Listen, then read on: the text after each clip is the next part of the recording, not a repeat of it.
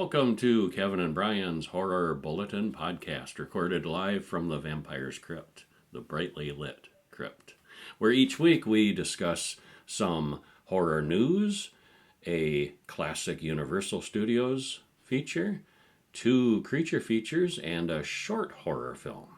This week, we'll cover the Universal Studios movie, The Invisible Man, from 1933, the contemporary classic, The Tunnel, from 2011, discussion of the short film, The iMom, and either Late Phases or Night of the Wolf, from 2014. Or it might be called Night of the Lone Wolf. It's a weird movie because it seems to have 3 different titles. Either way, we'll talk about it.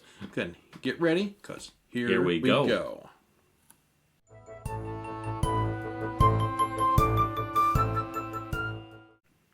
First, we've got the news. An artist going by the name Kreimkouk? I would call that kreimkouk. Kreimkouk. Kreimkouk.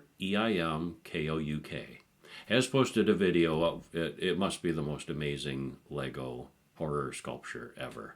It's a panoramic video touring this sculpture. It looks like a house, like decked out for Halloween. And it zooms in and shows the outside. There's some trick-or-treaters and some decorations. It's a very well-made looking house on the outside. And then it opens like one of them old-fashioned doll houses. And there's rooms inside, and he's got all kinds of Easter eggs of horror movies. The Shining and Beetlejuice and The Nun. Scooby-Doo.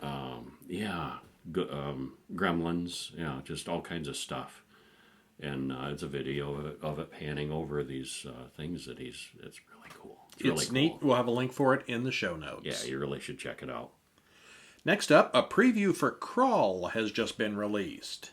Crawl. A brand new movie. What's worse than being in a major hurricane in Florida? Being trapped in an area that's flooding? And what's worse than that? I know. Monstrous alligators. They take an interest in getting to you no matter what it takes. They're very persistent-looking alligators. Yeah, and something's not normal there. Something monstery about them. They're like psycho cannibal. Yeah, they're not alligators. Animal. Yeah. July 12th of this year, we'll get to join in the fun and see the premiere of this movie. Check out the link below for the link. It is really a neat-looking movie. Yeah, it looks like a good preview. What's third? If you're going to be in Los Angeles between now and June 16th, you may want to check out I Like Horror at the Desmond. It's a 25,000 square foot interactive horror pop art exhibit where you actually step into these different art interpretations of horror scenes. There's giant Chinese takeout container from the Lost Boys where you can waller around in these giant maggots, or visit the boiler room of Freddy Krueger, and the bar in The Shining. It's just got all kinds of different areas that you go into and kind of immerse yourself in these sculptures. And not a horror, not a haunted house, more of a theme park kind of thing. Yeah, more of an art tribute to these different movies and things. Yeah, it looks really neat. There's a little bit of hints on it, and we got a link to the Newsweek article about it. Looks really neat. It does. It's neat. What's and next? The artist has talked about possibly taking it on the road too, so maybe it'll come closer than. Yeah, if you're nowhere near Los Angeles, it might be a good thing if it starts traveling. We're a ways away. It would be a heck of a drive. Yeah. If you're a fan of horror based on real places and maybe real events, you may want to check out Amityville Mount Misery Road, which is coming to DVD on May 7th. I saw that. I heard those eyes roll. It was hard not to see that. Yeah. Said to be the most haunted road in America, Mount Misery Road. It's spreading out from the house Long Island, it's the New road. York. Mm-hmm. Yeah. The town of Amityville. Long Island, New York. Yeah, it's spreading. Yeah. Anyway, Charlie and Buzzy, they are both the main characters and the creators of the film, travel to the mysterious road, which is haunted by ghosts and creatures, and they struggle to survive, but evil is strong. And the skeptic tells me they couldn't afford a license to film inside the house. And so they just did This it is on the a road in front of the Amityville house. Amityville. This is the fence in front of the Amity house. It could be See the entirely Amity house made way up. down at the end of the road.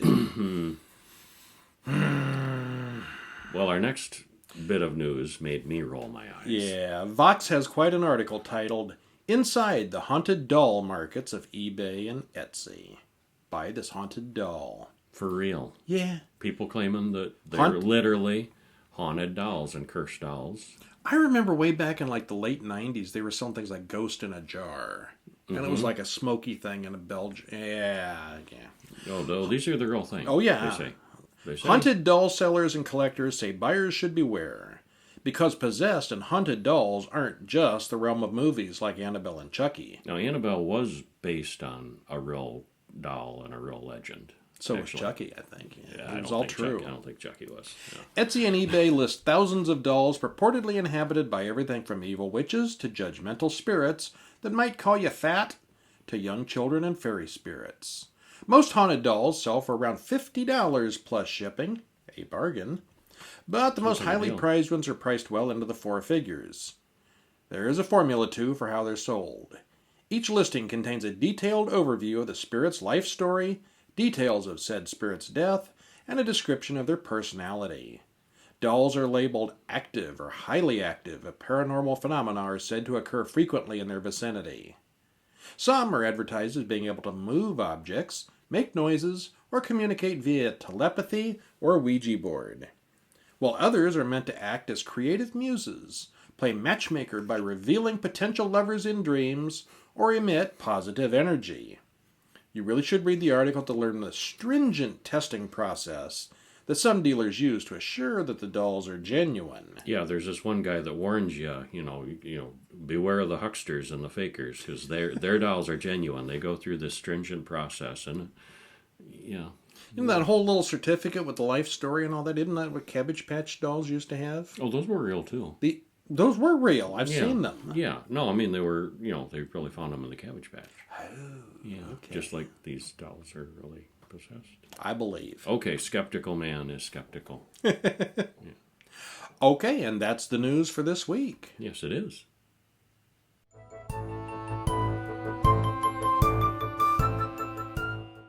So, as we've been doing in previous weeks, we saw a Universal horror film. This one from 1933. The Invisible Man. He's here with us today as our special guest. He could be, standing right between us. I'm right here. He was invisible and murderously insane. I'm still here.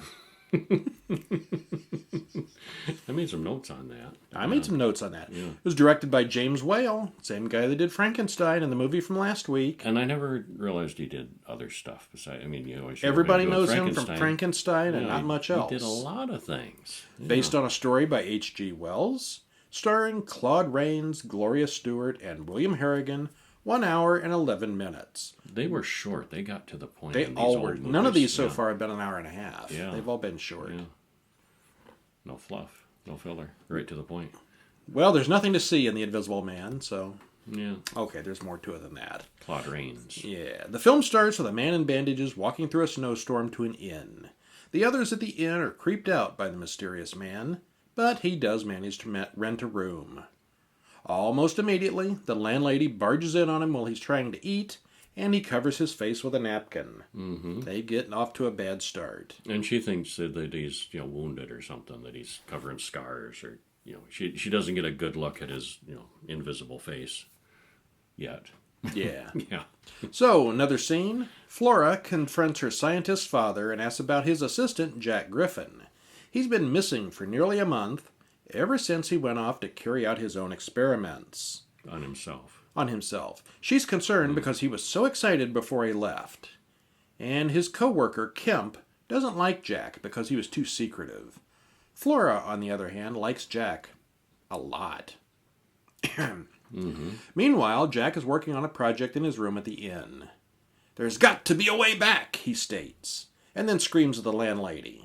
She gets angry and sends the landlord husband up, and Jack pushes the landlord down the steps. Had enough of his stuff, but... Yeah. The police are called.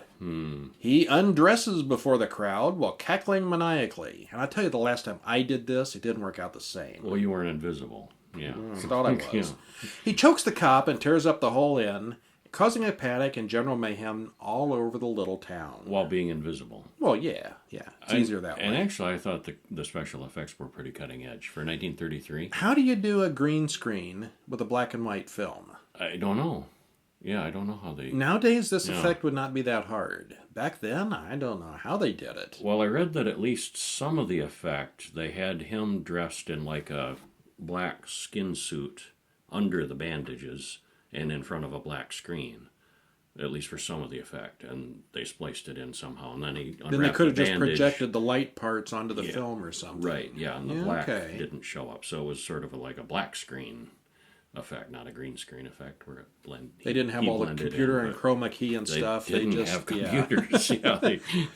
Done with ink. But I thought the effects were good, and for 1933, for what it was, sure. black and white, So we change scenes again, and the scientists talk about Jack while going through his abandoned lab.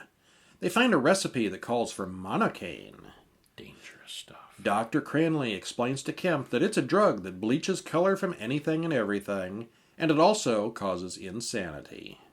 We must tell the police that Griffin's disappeared, he says. And it's not completely certain if that was an intentional pun or not, but it was one either way. I think it was. So Griffin goes to talk to Kemp. Kemp gives him more bandages and clothes because he comes in naked and invisible.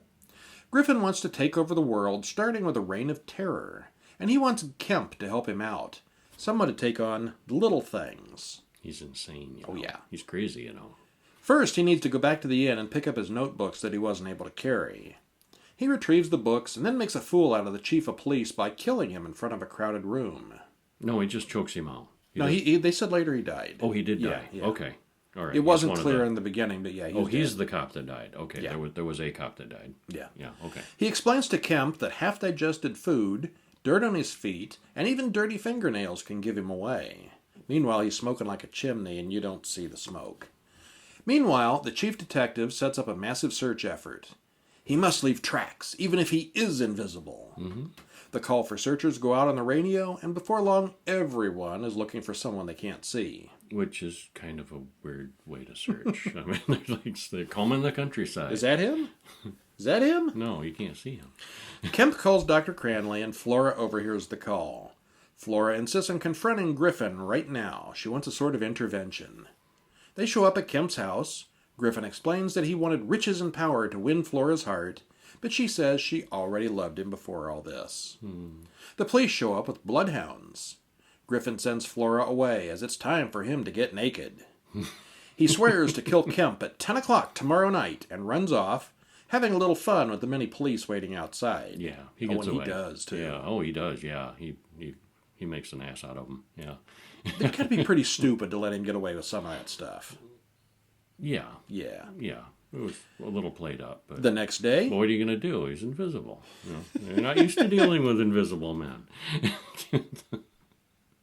If you got your arm around the people next to you and somebody tries to go through there, invisible or not, you're going to know they're right there, aren't you? Yeah, but he was kicking them and shoving them and going, I don't know. He was insane. That explains insane. A lot. He was insane. Yeah. The next day, Griffin causes mayhem with the search party, killing 20 men, and then derails an entire train just for the sake of chaos, killing over 100 more.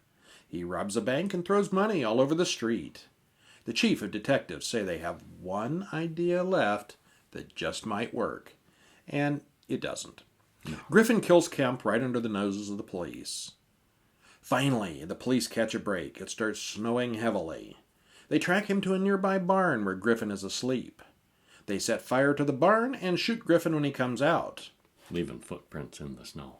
Flora goes to see him in the hospital, and Griffin admits he was wrong just before he dies. And he becomes invisible. He takes his last breath and reappears, now completely visible. And that was a cool effect, too. It was kind of like a skeleton appeared first, and then the rest you could see the bones and stuff first. Yeah. He, appeared from the inside out. And that's actually the only scene where you see Claude Rains. Yeah, yeah.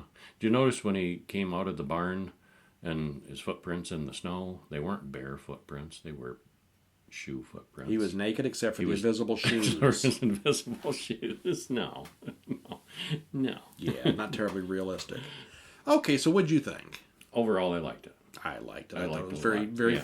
a lot of humor in it compared to the other movies. Yeah. Frankenstein and Dracula and stuff, the others didn't have much in the way of humor to it, but This one did. he's got More some so. good insults. He plays some good funny tricks on people. It was a much Crazy. funnier movie. And yet grim at the same time. He's got the highest body count of any of the 100 people on Universal the monsters. train right there. 122 is his body count.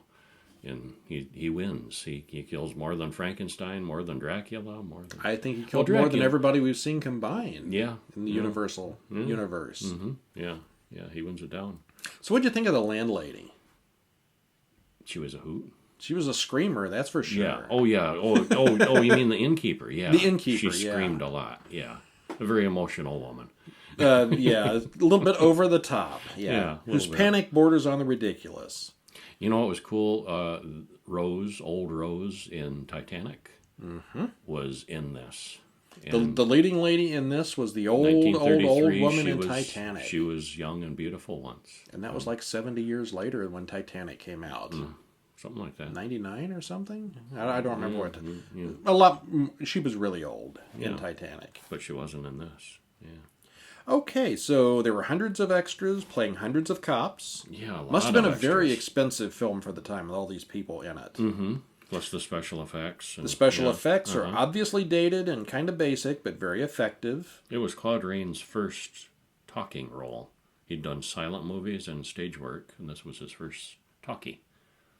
And he did kind of nothing And but talk because you couldn't see him through a lot of it. Yeah, well, that was a big role in his... It was really him and the bandages, though. Yeah, a big part of him being cast was his distinctive boomy voice that could carry through the bandages. Well, you know, similar, the character reminds me of the character in Doom Patrol. Larry, Yeah, the guy who's got the negative spirit in him. A little bit. And in Doom Patrol, you got Brendan Fraser as the Robot Man and Matt Bomer as... what is he? Bandage guy. The bandage guy. Yeah. But neither one of them are actually on screen. They have different actors playing those bodies. Oh, they do? They're just voice I didn't work. realize Yeah, that. they're not really there. Oh, They have I different thought that was actors. them. This was actually Claude Rains under the bandages. Yeah, okay. So similar but different. Okay, so thumbs up. Thumbs up. Thumbs up. Yeah. Yeah, it was good. Yeah. Best we've seen so far? I still like Frankenstein best. I'd say maybe top 3 of the Universal so far, that we've seen so far. Yeah. Yeah. Yeah. Speaking of top 3 best movies we've seen so far, how about The Tunnel from 2011? That wasn't in the top 3.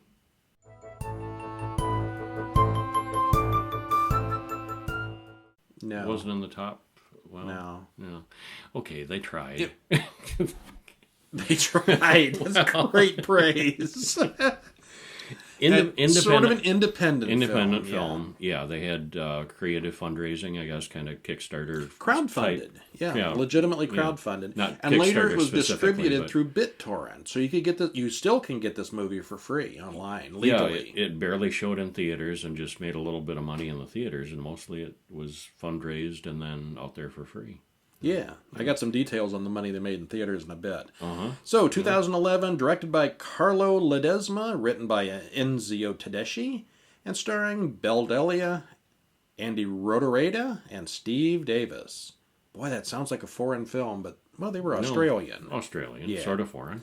Hour and It was. 30 minutes. Yeah. Documenting events in October 2007. It was a documentary. Yeah, Yeah. sort of. Found- Yeah, it was, okay.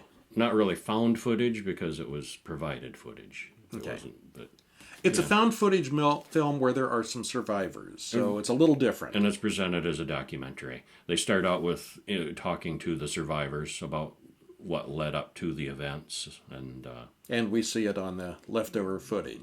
yeah. Mostly night vision footage. and there's news stories and like a documentary. Yeah. Yeah. There's a whole hidden world beneath the streets of Sydney, Australia. The government plans to tap into an abandoned water reservoir under the city since the water reserves are at an all-time low. Old train tunnels have filled with water, and there's so much water that it could solve all their problems. But There's also reportedly a bunch of homeless people living down there. Suddenly, the whole plan is scrapped without explanation. And that didn't make a lot of sense because, well, do the project anyway, and get them out as you do the project. And well, the question is, why did they scrap the project? why? And this bunch of reporters Because they're covering something up. could be. They know. Yeah. The film starts out with a bunch of young reporters and camera people being interviewed about what happened to them. They saw a clip on YouTube about some kids who disappeared in the tunnels. The reporters think the government knows what's happening and is covering it up, and of course, no one will answer their calls or questions. So what did they decide to do? They try to go into the tunnels, and the guards turn them away. Yeah. They have to find another way. The four of them quickly do find another way, and there's at least a 5-minute scene of them cutting a chain-link fence on a grainy black and white security camera. There's a lot of very grainy and dark night vision camera work in this. Because they're carrying a night vision camera and a regular camera with them. And then it's their footage that they actually shot in the tunnels.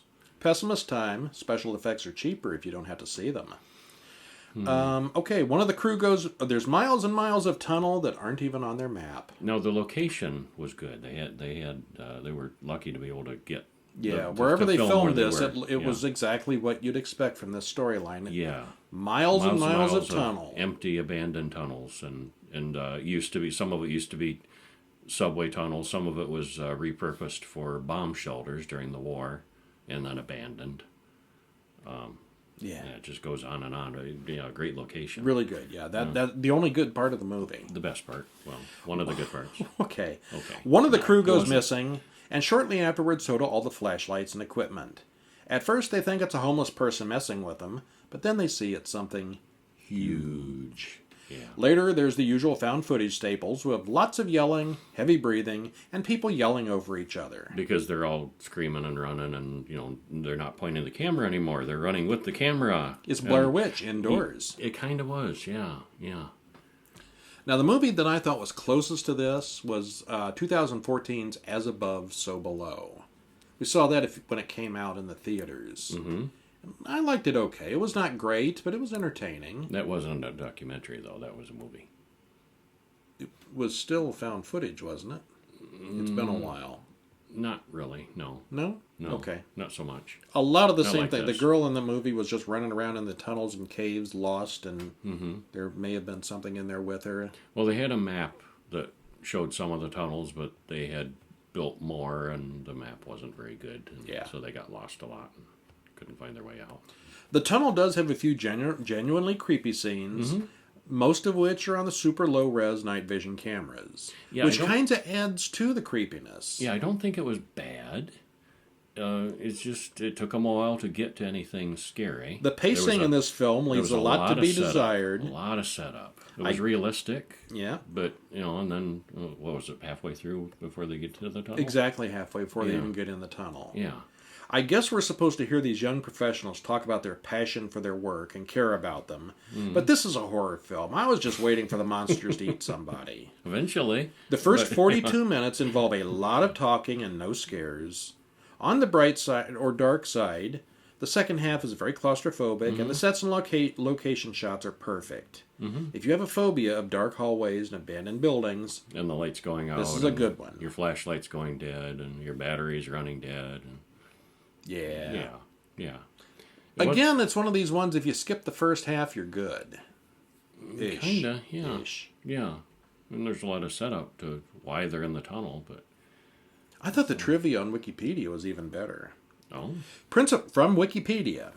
Principal photography took place in Sydney, comprising on-location shoots in some of the city's disused underground tunnels, as well as a public pool and the Navy's World War II air raid shelters at Garden Island. The tunnel was the first Australian film to be distributed and promoted legally through the BitTorrent internet downloading platform, a release strategy which exposed the film to tens of millions of people for free. So it's not a big movie. This was not well released. This was... it's one of those ones they couldn't even afford to go straight to DVD, would be my guess. But they probably got more viewers this way. More budget than a general indie film like you'd see on YouTube or something. But this way they got millions of people to essentially pirate their movie. And, The Tunnel was shown in only one North American theater during its entire theatrical run, limiting its box office earnings. It grossed $507 during its open weekend, and during its second week, it grossed $318. well, they Dollars, not dollars. millions. Well, they do that. There's a lot of awards that you have to have shown the movie in a theater. Yeah, even Netflix At least shows one, most yeah. of their direct to Netflix things in a theater somewhere. so they can get the award. Get the entries and make them eligible. It eventually grossed a total of $1,348 in North America. It's a low budget movie, but I bet they didn't. They spent they spent more on that. Yeah. For low budget, it was I'd call it a serious 4 out of 10.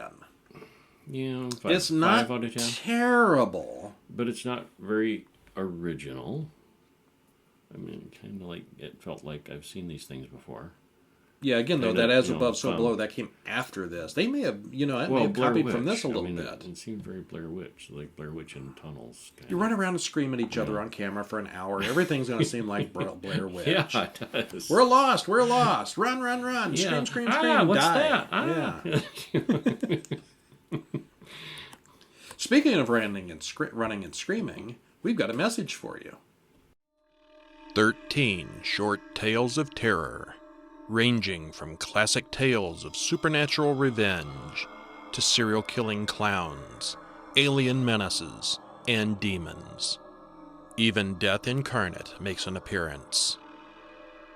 If you enjoyed collections of short horror fiction when you were young, you'll enjoy these more grown-up tales. Definitely not for children. Inside, you'll find When the Clown Comes Calling, Menace in the Mural, Delivering the Demon, Silent Flight, Prisoner 2, Druid on My Doorstep, Dreamcatcher, How I Killed Grandma, or What I Did Over Summer Break, You'll Die Alone, The Hypnotist, The Secret, as well as the all-new Terror on the Appalachian Trail, written exclusively for this collection. Also included is the first installment in the Necropolitan Police series, The Ghoul. Written by Brian Schell, available at Amazon and wherever good books are sold.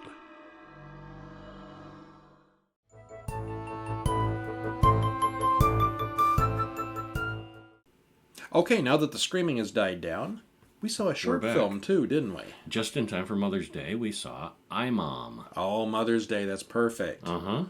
iMom 2018, 13 minutes, 9 seconds. A short film on YouTube. Yeah. And you should watch it. Link will It be was- below, you can watch It was a really good one. It's good, yeah. Yeah, some gets left to the imagination, some doesn't. Yeah. Ariel Martin's The iMom explores the future of AI and asks who is to blame when technology turns on us. It starts out with a bunch of insecure mothers being interviewed, followed by a promo for the new iMom, iMom. the world's first fully functioning mother substitute. It's kind of a supplement, mother supplement, or or nanny, or Mother supplement. Yeah. Yeah. Well, so, Sam's mother a is completely very humanoid busy. robot. Yeah. Yeah. And she goes out a lot, leaving Sam and the baby alone with the iMom. Like all kids, Sam hates the robot. He goes upstairs to draw when lightning strikes. Mm-hmm. And lightning and electronics don't mix sometimes. Static time. Yeah, things go badly. But we're not going to tell you how they go badly.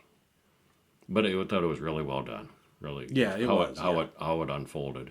And you get a sense that maybe things are going badly, but yet she's interacting with the kid, and things seems normal, and she's bantering with him, and you're hopeful that, like, oh, okay, she's not messed up, things are okay. It's okay, isn't it? And it's not okay. Yeah. I thought I was somebody did the makeup that knew what they were doing. Mm-hmm. It's a real subtle thing. It's a human actress, but her skin looks Looks sort of artificially plasticky, yeah. They did make up where she looks plasticky, and her hair looks vaguely fake. Yeah, Too perfect. Yeah, really, really effective. Yeah, really well done. Yeah. So this one I give a big thumbs up. I liked it. 13 all around, minutes. and, yeah. Free on YouTube. Yeah.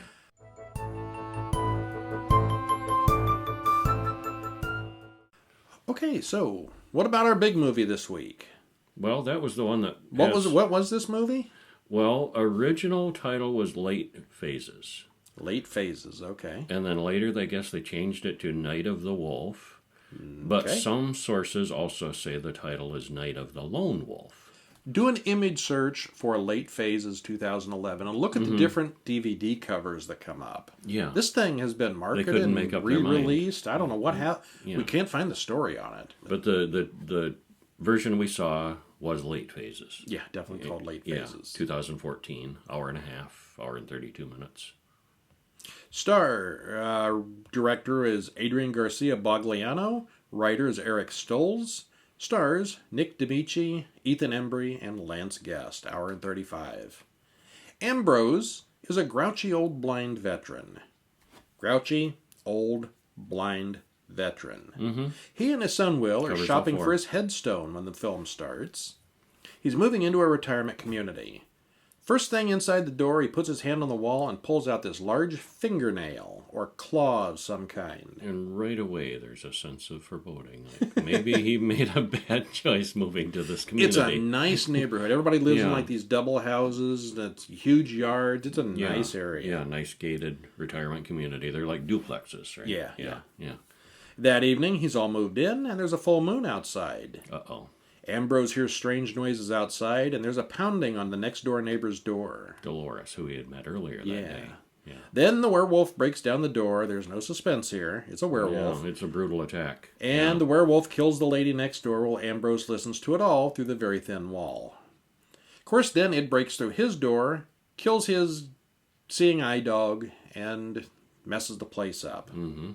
But the dog does drive it off, so it doesn't kill Ambrose. And they get right to it in this. There's not much Oh, that's delay. that's I mean, 5-10 minutes yeah, in. that's- This yeah. is the introduction. Yeah, hell of a way to spend your first night in the first night in the neighborhood. You're welcome. Everyone has heard stories about this neighborhood. The police, assuming it's a wild animal attack, tell him attacks like these happen all the time around here. Just stay in your house and keep your doors closed. Oh, and the vet, when they took the dog to the vet, and we get calls every month from that community. That was a nice subtle, Nice place. Yeah, nice. Every month, huh? Like the full moon. Every month, yes. And of course, Ambrose is hearing all this about the monthly stuff. Mm-hmm. And a little later, someone mentions that it's a full moon last night, and something clicks with Ambrose. Yeah, he puts it He together knows. quickly. He knows what it is right away. Yeah, he couldn't see it, but he could smell it, and he certainly felt it. And yeah, We hear all these He puts it stories about together. what he did in Vietnam and sort of get the feeling maybe he met one over there, possibly.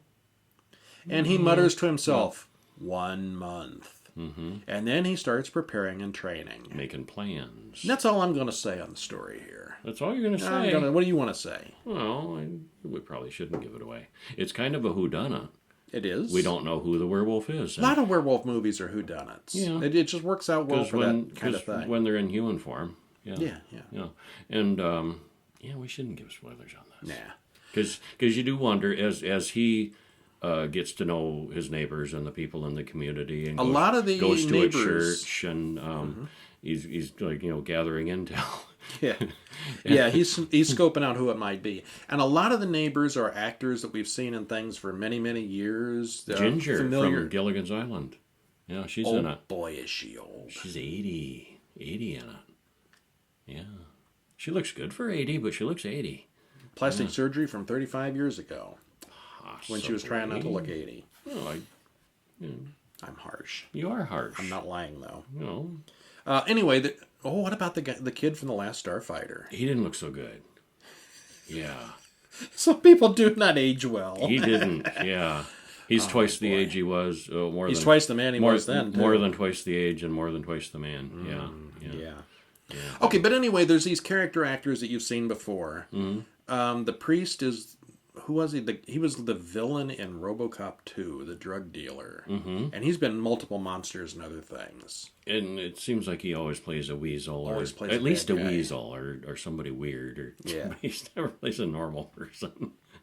So anyway, this is an unusual werewolf film. Ambrose is not your typical movie hero, old and blind, but he makes do. A lot of the He's a tough old scenes, guy. he reminded me of Charles Bronson Yeah, a little bit. as an old guy. Yeah. Looks a lot like him in some scenes. Yeah. He's a tough old guy dealing with patronizing children and living in a very unlikely setting. A retirement community and a village of interesting characters, one of whom is a werewolf. Mm-hmm. At one point, it appears obvious who the werewolf is, but no, it's not. Or is it? Yeah, or is it? Or it's not. Ambrose has a plan. They did that really well. Yeah. When you think you figured out who it is, and then, you're not sure. Yeah, and then that's maybe who it you is. are sure again, And then, no, you're not again. No, that's not. Yeah. Yeah. They don't lie to you. They don't show you, sneaking up behind this innocent person like it's faking you out. Yeah. They don't lie to you. They don't hide it. It's just not who you think it is. Yeah. And then when the transformation happens, Then it's, you know who it is. obvious. And Yeah. that's a really good effect. I thought that was it was kind of like the werewolf forming inside the person and busting out. Literally, like their human teeth went scattering across the floor. And he tears his face off. As and there's a wolf underneath. replaced by the fangs. And The transformation scene is very good, Yeah, although the that was makeup good. effects later on are kind of comical. Well, a little bit. Some of those shots looked like a person in a fursuit. Kind of they all did. After the transformation, it didn't hold up so well. Not as well. The transformation scene is good. Yeah, that was the best. So Ambrose has a plan. The werewolf has a plan as well. Mm-hmm. Yeah, the werewolf knows that Ambrose knows that he Yeah. knows. Yeah. So, yeah. I know that you know that I know that you know. Yeah. Still, the story and characters are unusual, and it's absolutely worth watching. Yes. I really liked it. I'd give it an 8 of 10.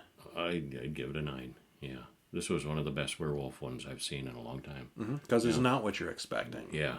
Mm-hmm. Yeah. Very atypical. Yeah. The ending is good. The beginning Satisfying. it starts right into it. It's not a lot of suspense in the beginning. Yeah. There's a werewolf attack within the first 10 minutes. Yeah. And then it's build up for the next werewolf attack. A month later. Yeah. Yeah. 1 month. That moon will be back. Can you make silver bullets? Well, yeah.